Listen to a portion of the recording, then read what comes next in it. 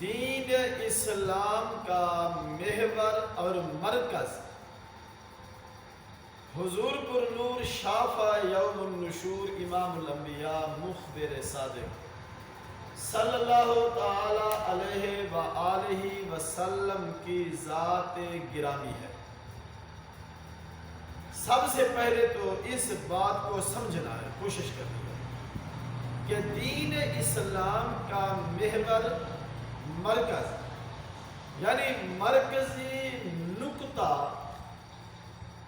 ہر ایک افعال، احوال، کردار، رسم اور رواجات میں ہمارا جو مرکز ہے، مرکزی نقطہ ہے، وہ ہے ذات مصطفیٰ علیہ التحیۃ والثناء صلی اللہ علیہ وآلہ وسلم کی ذات گرامی۔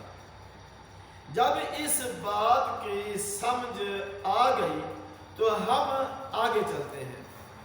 آپ صلی اللہ علیہ وآلہ وسلم انسانیت کے لیے لازوال تحفہ اور عدیم المثال مینارہ ہدایت ہے۔ لازوال دولت اور ایسی مثال کہ جس کے ساتھ مثال نہ ہو، بے مثال مینارہ رشد و ہدایت ہے۔ اب دو باتوں کی سمجھ اگر آ گئی ہے تو ہم تیسری بات کو شروع کریں۔ پہلی بات، حضور صلی اللہ علیہ وسلم محور اور مرکز ہے دین اسلام کا۔ دوسری بات کہ محبوب صلی اللہ علیہ وآلہ وسلم انسانیت کے لیے، پہلی بات تھی دین کے لیے، اسلام کے لیے۔ اب دوسری بات جو میں آپ کو سمجھا رہا ہوں وہ ہے انسانیت کے لیے آقا نامدار صلی اللہ علیہ وآلہ وسلم لازوال تحفہ عدیم المثال مینارہ نور ہے۔ اب تیسری بات وہ یہ ہے کہ وہ لوگ جو اپنے آپ کو مسلمان کہتے ہیں، یعنی دین اسلام کے پیروکار، چونکہ پہلی بات تھی دین اسلام کے لیے، دوسری بات تھی انسانیت کے لیے، اب تیسری بات جو ہے وہ ہے ان لوگوں کے لیے، ان انسانوں کے لیے جن لوگوں نے، جن انسانوں نے حضور پر نور صلی اللہ علیہ وآلہ وسلم کو مانا، ان کا تصور کیا ہے۔ تصور اور تصور نبوت، ہم جو بات کریں گے وہ تصور اسلام پر نہیں، تصور دین بھی نہیں، ہم جو بات کر رہے ہیں وہ ہے تصور نبوت، یعنی وہ لوگ جنہوں نے امام الانبیاء صلی اللہ علیہ وسلم کو اپنے لیے محور اور مرکزیتی نقطہ جو قرار دیا، پھر وہ لوگ جنہوں نے آقا کریم صلی اللہ علیہ وسلم کو اپنے لیے اور انسانیت کے لیے لازوال تحفہ عدیم المثال رشد و ہدایت کا مینارہ نور قرار دیا، گویا کہ انہوں نے آقا کریم صلی اللہ علیہ وسلم کو مانا۔ اب جو مانا تو کس طرح مانا، کیا مانا؟ اللہ مانا؟ نہیں۔ رازق مانا؟ نہیں۔ ایسے ہی وہ صفاتیں جو الوہیت کے لیے خاص ہیں، ماننے والے نے نبی مکرم نور مجسم صلی اللہ علیہ وآلہ وسلم کو ان صفات سے متصف جو الوہیت کے لیے ہیں وہ نہ مانا، تو پھر کیا مانا؟ وہ یوں مانا کہ ان لوگوں نے نبی پاک صلی اللہ علیہ وسلم کو نبوت کے ساتھ متصف مانا، اور نبوت کا کنسپٹ کیا ہے؟ تصور کیا ہے، خیالات کیا ہیں، فہم اور فراست کے بند دریچوں کو جب کھولا جائے تو پھر اس گھوڑے کی جو دوڑ ہے وہ کہاں جا کر ٹھہرتی ہے۔ یہ جو عالم تصورات ہے، ان ماننے والوں نے امام الانبیاء صلی اللہ علیہ وسلم کو نبی مانا۔ اور نبی کیا ہے، یعنی نبوت کیا ہے؟ جب نبوت کا پتہ چل جائے گا تو پھر نبی کا سمجھنا آسان ہو جائے گا۔ لفظ نبوت اور اس لفظ کا تصور تخیلات کی دنیا میں ہم نے کیا سمجھا، کیا سوچا، کیا فکر کی کہ ہم نے لوگوں میں سے چند لوگوں کو، یعنی 1,00,000 کئی ہزار لوگوں کو ہم نے نبی مانا، اور 1,00,000 کئی ہزار انبیاء کرام علیہم السلام سے نبی مکرم نور مجسم صلی اللہ علیہ وسلم کو بلند، اعلیٰ، اولا، افضل، کامل، اکمل جو مانا، تو پھر نور مصطفیٰ یا نبوت مصطفیٰ کا کنسپٹ ہمارے عقلوں اور ذہنوں میں کیا ہے؟ تو آئیے میں یہ عقدہ کھولنے کی کوشش کر رہا ہوں تاکہ پتہ چلے آج کل نہیں، پیچھے کچھ زمانے سے لوگ لفظ نبوت یا تصور نبوت کو ایک کھیل تماشے کے طور پہ لوگوں تک پہنچا رہے ہیں۔ کوئی ایک آنکھ سے اندھا ہو، کوئی عقل سے اندھا ہو، کوئی علمی جہاد سے اندھا ہو، کوئی فکری اور تخیلاتی نظام کا اندھا ہو، اور وہ جو اندھا ہوتا ہے کبھی تو وہ مسلمہ کذاب کی صورت میں، کبھی سجاہ نامی غلیظ ترین طائفہ کی صورت میں، اور کبھی کسی نام، کسی شکل و صورت میں، اور کبھی ہندوستان کے علاقہ قادیان سے مرزا غلام قادیانی کے صورت بد سے لوگ اس تصور کے ساتھ اپنے آپ کو نبی کہہ دیتے ہیں۔ میں یہ سمجھانا چاہتا ہوں کہ ہم نے اپنے نبی مکرم نور مجسم صلی اللہ علیہ وسلم کے بعد دروازہ نبوت کو بند اپنے کنسپٹ میں نہیں، قرآن اور حدیث کی روشنی میں ہم سمجھتے اور مانتے اور تبلیغ کر رہے ہیں کہ لوگوں، آخر الزمان نبی حضرت محمد صلی اللہ علیہ وآلہ وسلم کی ذات گرامی ہے۔ بس بہرحال تصور نبوت یہ ہے، اس کو سمجھنے سے پہلے تصور وحدانیت کو سمجھنا ضروری ہے۔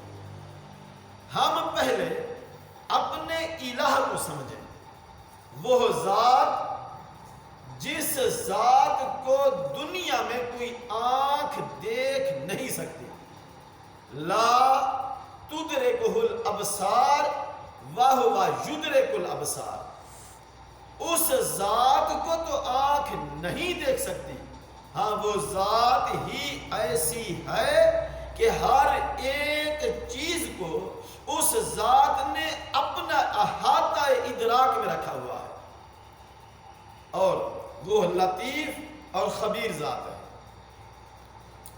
اللہ جو ہے، اللہ ایک ایسی ذات مکرم ہے، اور وہ ذات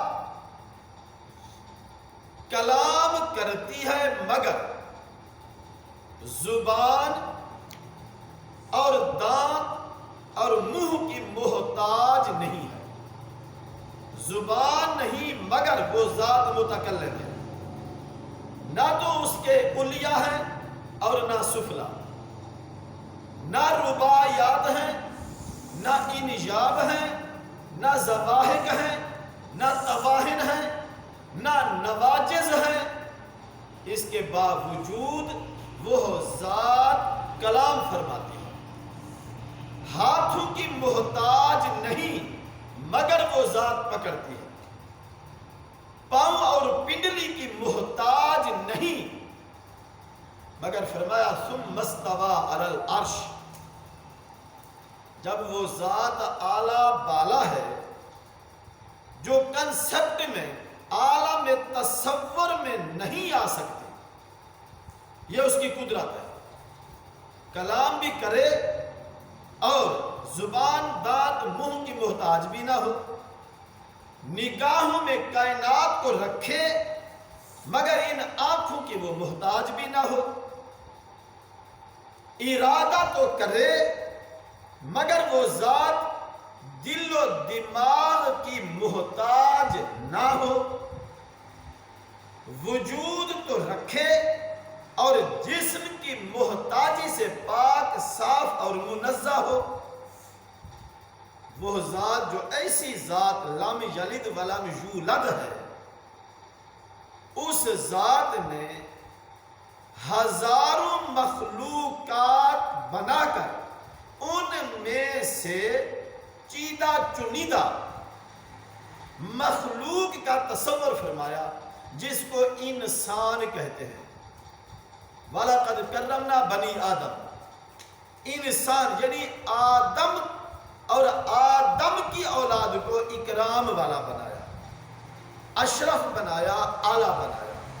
اب وہ جو ذات جو کسی جسمانی چیز کی عضوات کی محتاج نہیں, اس نے چاہا کہ میں اپنے بندوں سے کلام کروں. اب ان بندوں میں سے مخلوقات میں سے چیدہ چنیدہ بنایا انسان کو, اور انسانوں میں سے پھر بنایا چنا رسول کرام اور انبیاء کرام علیہ السلام کو. پھر ان رسول کرام سے خود کلام فرماتا ہے تلک الرسل فضلنا بعضهم على بعض منهم من کلم اللہ ورفع بعضهم درجات. فرمایا رسولوں میں سے پھر میں نے چناؤ کیا, بعض کو بعض پر میں نے فضیلت بخشی. ان میں سے وہ بھی ہیں جن سے میں نے کلام فرمایا. یہ سارا قرآن اس ذات واحد لا شریک کا کلام ہی ہے. کلم اللہ رافع بعضهم درجات, اور ان میں سے وہ بھی ہے جس کو میں نے درجوں بلند فرمایا. میں جو بات کر رہا تھا وہ تھا کلام. اللہ نے چاہا کہ میں اپنے بندوں سے کلام کروں. اب اللہ اتنا اعلیٰ ہے, اتنا بالا ہے, اتنی عظمت ہے, ایسی شان والا ہے کہ وہ جسم کا محتاج نہیں, وہ ذات وجود رکھتی ہے. اب بندہ وجود کا بھی محتاج اور جسم کا بھی محتاج. اب وہ جو محتاج نہیں اور یہ محتاج بلکہ سراپا محتاج ہے, اس ذات نے چاہا کہ میں کلام کروں. اب یہ تو ضعیف ہے, یہ تو بندہ کمزور ہے, یہ تو ناتواں ہے, اور وہ اعلیٰ ہے, وہ بالا ہے, وہ افضل ہے, وہ کامل ہے, وہ اکمل ہے, وہ احد ہے, وہ لا شریک ہے, وہ صمد اور بے نیاز ہے, وہ لم یلد اور ولم یولد ذات ہے. تو اس اللہ نے اپنے بندوں تک اپنے پیغامات پہنچانے کے لیے, اپنا کلام پہنچانے کے لیے بندوں میں سے بندوں کا چناؤ کیا, اور پھر ان چنے چنائے بندوں میں سے ایک بندہ برگزیدہ کو اب تو کو اپنا محبوب ترین بندہ بنا کر اس کو ایک طاقت اور قوت عطا فرما دی. وہ طاقت اور قوت یہ ہے, ادھر خدا سے لے, خدا کی سنے, خدا کی سمجھے, اللہ کو دیکھے, اللہ کی سنے، اللہ کی سمجھے، اتنا پاورفل اس اللہ نے اس بندہ خاص کو بنایا۔ اب دوسری طرف اسی بندہ خاص کو یہ طاقت اور قوت بھی عطا فرما دی کہ ان ناقص ترین، ضعیف، کمزور بندوں کو انہی کے مطابق اللہ کا کلام سنائے، اللہ کا کلام سمجھائے، اللہ تعالیٰ کے قرب میں آنے کے لیے ان کو راہ سجھائے۔ اب نبی کا جو تصور ہے یا نبوت کا جو تصور ہے، صفت نبوت کا تصور کچھ یوں عقلوں میں آیا کہ وہ ذات جس کے پاس ایسی طاقت اور قوت ہو جو اللہ سے لے سکے اور بندوں کو دے سکے۔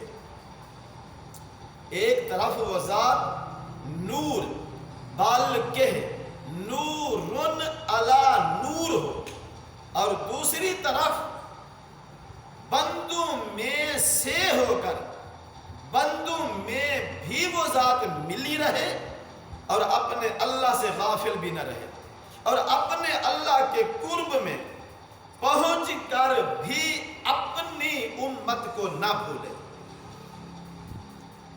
جب رب کی بارگاہ میں معراج کی رات حضور پہنچے صلی اللہ علیہ وسلم تو اپنی امت کو بھی یاد رکھا، اور 63 سال، اگر 40 سال اعلان نبوت کے پہلے نفی کرے تو پھر 23 سال امت میں رہ کر ایک لمحہ کے لیے اپنے رب سے غافل بھی نہ ہو۔ جیسا کہ احادیث مبارکہ میں آتا ہے کہ محبوب علیہ السلام نے ارشاد فرمایا، میری آنکھیں سوتی ہیں، میرا قلب، میرا دل نہیں سوتا، یعنی میں اپنے اللہ سے غافل نہیں ہوتا، بندوں سے بھی مل کر رہتا ہوں تو اپنے خدا سے جدا بھی نہیں ہوتا، اور اپنے خدا کی بارگاہ میں بھی جب جلوہ گری ہوتی ہے تو اپنی امت کو بھی نہیں بھولتا۔ یہ ایک تصور نبوت اور تصور نبی ہے۔ اب سوچنے سمجھنے والی بات جو ہے وہ یہ بات ہے کہ ہم اپنے نبی صلی اللہ علیہ وسلم کے لیے کیا عقیدہ رکھیں، کیا کنسپٹ بنائیں، کیا تصور میں ہم سمجھیں۔ تو سامعین عزیز احترام، آئیے ہم اپنے نبی صلی اللہ علیہ وسلم کی ذات اقدس کو اس طرح اپنے قریب اور اپنے آپ کو نبی کی بارگاہ میں اتنا قریب سمجھیں کہ اگر وہ حضور صلی اللہ علیہ وسلم چاہیں، جب چاہیں، جس کے لیے چاہیں، اپنے دیدار سے مشرف فرما دیں۔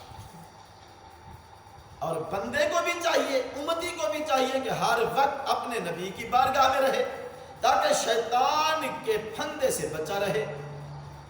اب گناہ یعنی اللہ تعالیٰ کے جو احکامات ہیں، احکامات خدا بندی سے اس وقت بندہ دور ہوتا ہے جب بندہ اپنے نبی کی بارگاہ سے دور ہوتا ہے۔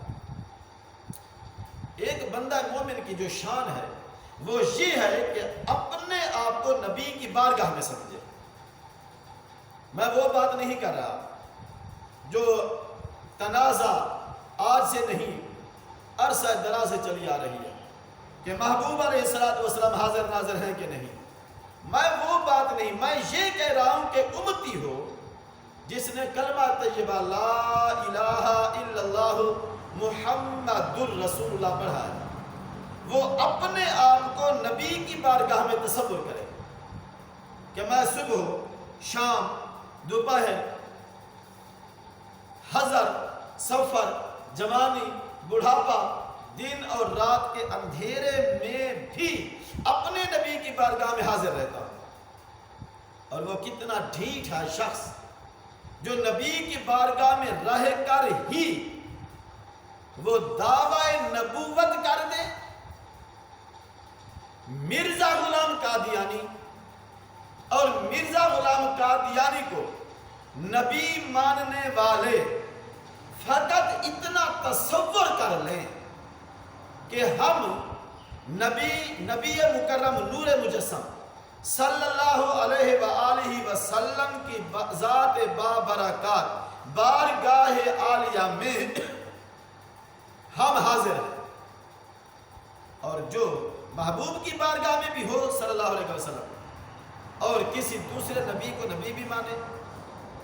اب مرزائیوں سے ہٹ کر کچھ معاشرے کے لیے بھی میں یہی پیغام دینا چاہوں گا، نبی کی بارگاہ میں سنی بریلوی آج کا جو ایک نظریہ ہے، بریلوی نظریہ ہے ایک، اور اس بریلوی نظریے کے مطابق نبی حاضر بھی ہیں، نبی ناظر بھی ہیں، اور میں جو سبق دے رہا ہوں یہ کچھ جدید ہے کہ نبی مکرم صلی اللہ علیہ وسلم کے بارے یہ سوچنا حاضر ہیں کہ نہیں ہیں، ناظر ہیں کہ نہیں ہیں، اگر عاشق کی زبان سے فتویٰ عشق سننا چاہتے ہو، جو یہ شک کرے وہ دین اسلام سے خارج ہے۔ ہیں کہ نہیں ہے کا کیا مقصد؟ قرآن نے تو فرما دیا وَمَا أَرْسَلْنَاكَ إِلَّا رَحْمَةً لِلْعَالَمِينَ، جہانوں کے لیے رحمت۔ اب اگر یہاں نہیں آ سکتے، اگر مجھے رحمت کی ضرورت پڑ گئی اور رحمت نہیں آ سکتی تو وہ رحمت ہی کیا۔ مگر میں جو سمجھانا چاہتا ہوں وہ یہ ہے، ایک جدید طریقہ ہے، میرا اپنا ایک انداز ہے کہ بندہ اپنے آپ کو وہاں تصور کرے۔ الحمدللہ ثم الحمدللہ میں نے مدینہ طیبہ دیکھا ہوا ہے، آنکھیں بند کروں یا نہ کروں، وہ جو میں دیکھ کر آیا ہوں وہ تو میری آنکھوں کے سامنے رہتا ہی ہے۔ بیت اللہ شریف کو میں نے دیکھا ہوا ہے الحمدللہ، حجر اسود شریف کو چوما نہیں چاٹا ہوا ہے، صفا اور مروہ کی سعی کی ہوئی ہے۔ اب عالم تصور میں اگر میں طواف کروں، طواف بھی کر رہا ہوں اور اللہ کے غیر کو بھی دیکھ رہا ہوں، حجر اسود کو بھی چاٹ رہا ہوں، اور نبی مکرم نور مجسم صلی اللہ علیہ وآلہ وسلم کی ذات اقدس کو مان بھی رہا ہوں اور نہیں بھی مان رہا۔ تو آئیے آج کا میرا سبق کچھ ختم اس بات پہ ہوا چاہتا ہے کہ ہم اپنے آپ کو نبی مکرم صلی اللہ علیہ وسلم کی ذات اقدس میں اپنے آپ کو حاضر و ناظر جانیں، اور اتنا قوی کریں اپنے آپ کو کہ محبوب علیہ السلام کی زیارت ہو جائے، اور محبوب علیہ السلام